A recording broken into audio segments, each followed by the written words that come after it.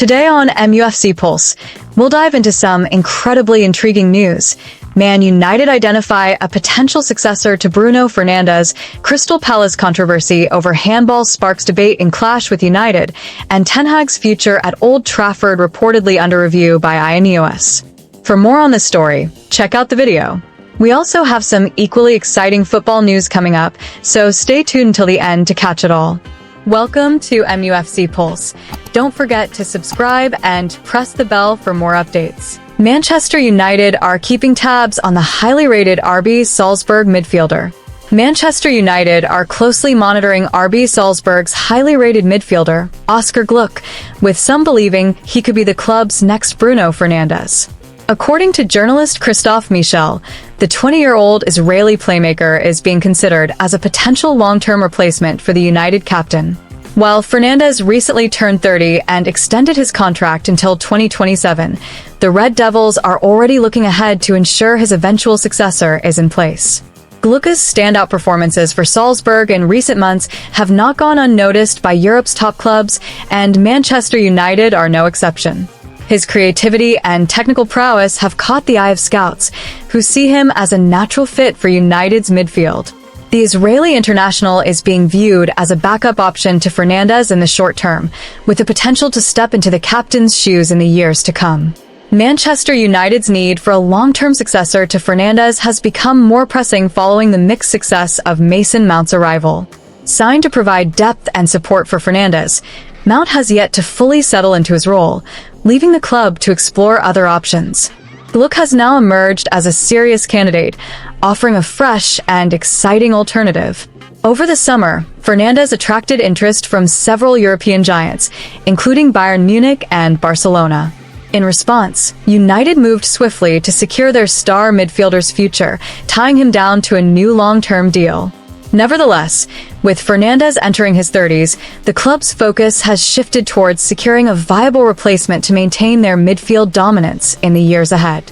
Gloukh's rise in European football has been meteoric. After coming through the youth system at Maccabi Tel Aviv, he made the switch to RB Salzburg in January 2023, signing a 4.5-year contract. The young midfielder adapted quickly to life in Austria, finishing his first full season with 9 goals and 18 assists across all competitions. His performances in the Champions League further enhanced his reputation as one of Europe's brightest young talents. Given his impressive form, it's no surprise that clubs like Manchester United, Arsenal, and Liverpool are all keeping tabs on Gloukh. His technical skills, vision, and ability to deliver under pressure have made him a sought-after prospect. There is a growing belief that Gloukh has what it takes to succeed in the Premier League, where his talents could shine on a bigger stage. As United continue to track his development, Gloukh's future in European football looks increasingly bright. Whether or not he makes the move to Old Trafford, it's clear that this young midfielder is destined for great things, and United will be watching closely as his career unfolds. Crystal Palace handball controversy marks clash against Manchester United. In a fiercely contested encounter between Manchester United and Crystal Palace a few days ago, all eyes were drawn to a controversial handball incident in the first half. A Palace defender, in an attempt to block a cross, appeared to commit a handball offense when the ball struck his arm inside the penalty area. United players immediately protested, believing a penalty should have been awarded. The incident occurred as Manchester United ramped up the pressure on Crystal Palace's backline. A dangerous cross was whipped in from the right by Diogo Dalot, causing chaos in the Palace defense. The ball, moving at speed, struck the defender's hand, yet the referee hesitated to make a firm decision despite the home crowd's uproar. After a few tense moments, the referee opted not to award the penalty, a decision that surprised many. The video assistant referee, VAR, was not called upon to review the incident, further adding to United's frustration. Erik Ten Hag, United's manager, could be seen fuming on the sidelines, demanding an explanation from the fourth official. This controversial decision proved to be a turning point in the match.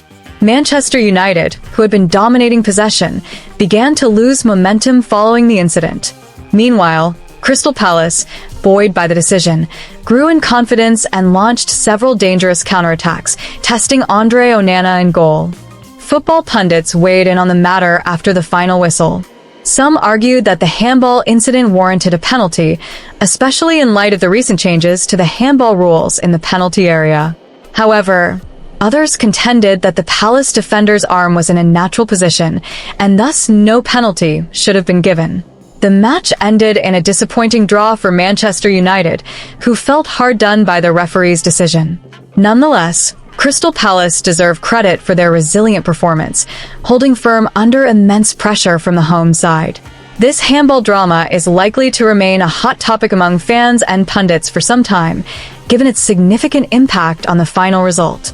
All eyes now turn to United's next fixture, where they will need to bounce back and prove their mettle after this frustrating outcome. Manchester United's hierarchy is poised to make a critical decision regarding Erik ten Hag's future. With 4 key figures set to spearhead the discussions, insiders at Old Trafford have named Dan Ashworth, Omar Barada, Jason Wilcox, and Sir Jim Ratcliffe as those tasked with weighing the Dutchman's fate. Their collective judgment could define the next era for the club. Ratcliffe, through INEOS, now oversees football operations at United, yet Ashworth, Barada, and Wilcox remain pivotal in the process. This group had backed ten Hag just this past summer, offering him a fresh contract after United's FA Cup triumph over Manchester City. At the time, there was confidence that he was the man to lead United forward, despite growing concerns over the club's fluctuating performances. However, patience has its limits. The ultimate deciding factor will be results on the pitch. While no snap decision is expected, should performances continue to falter, pressure may mount to act decisively. The recent inconsistency of United's form has raised doubts about Ten Hag's ability to reverse the team's fortunes. Matters came to a head following United's 3-0 home defeat to bitter rivals Liverpool, a result that saw fans voicing renewed calls for Ten Hag's departure.